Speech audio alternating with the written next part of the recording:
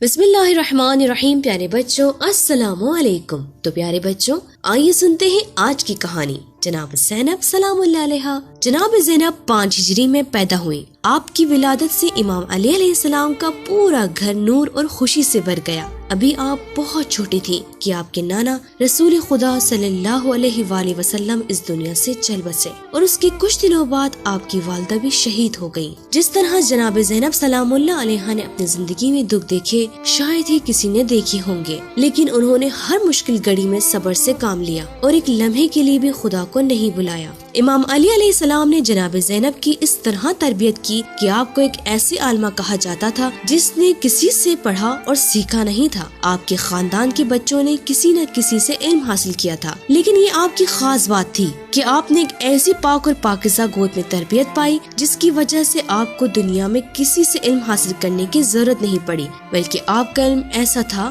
کہ ہمارے چوتھے امام زین العابدین علیہ السلام نے آپ کے بارے میں فرمایا، میری پھپھی زینب نے کسی عام انسان سے علم حاصل نہیں کیا۔ جناب زینب سلام اللہ علیہا کو بچپن سے امام حسین علیہ السلام سے بہت محبت تھی۔ جب جناب زینب سلام اللہ علیہا جوان ہوئی اور آپ کی شادی کا وقت قریب آیا تو آپ کی شادی آپ کے چچا کے بیٹے عبداللہ ابن جعفر طیار کے ساتھ کر دی گئی۔ جناب عبداللہ آپ کا بہت احترام کرتے تھے۔ جناب زینب سلام اللہ علیہا نے جناب عبداللہ سے اس شرط پر شادی کی تھی کہ وہ کبھی بھی اپنے بھائی حسین علیہ السلام سے الگ نہیں ہوں گی اور وہ جہاں جائیں گے جناب زینب بھی ان کے ساتھ جائیں گی۔ وہ ایک لمحے کے لیے بھی خود کو معصوم اماموں سے الگ کرنا نہیں چاہتی تھی۔ جناب عبداللہ نے بھی اس شرط کو قبول کر لیا۔ جناب زینب سلام اللہ علیہا مدینے کی عورتوں کو قرآن کا درس دیا کرتی تھی۔ کوفے میں بھی آپ عورتوں کو دین سکھاتی اور ان کے سوالوں کے جواب دیا کرتی تھی، لیکن اسی کوفے میں آپ کے بابا امام علی علیہ السلام کو شہید کر دیا گیا۔ امام علی علیہ السلام کی شہادت کے بعد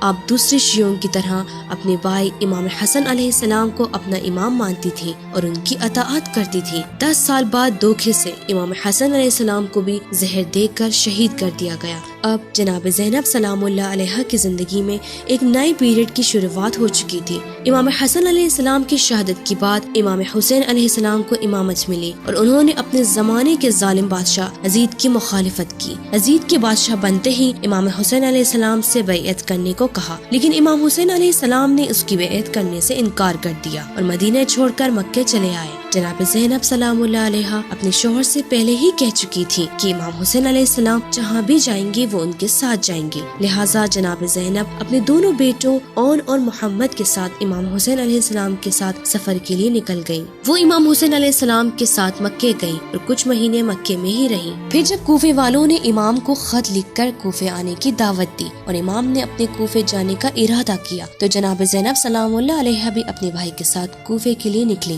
لیکن عبداللہ ابن زیاد کے حکم سے امام کے قافلے کو راستے میں روک دیا گیا اور امام اور ان کے قافلے کو کوفے میں جانے نہیں دیا گیا۔ امام حسین علیہ السلام کو گھیر کر کربلا لے جایا گیا اور امام حسین علیہ السلام اور ان کے ساتھیوں کے ساتھ جنگ کی پلاننگ شروع ہو گئی۔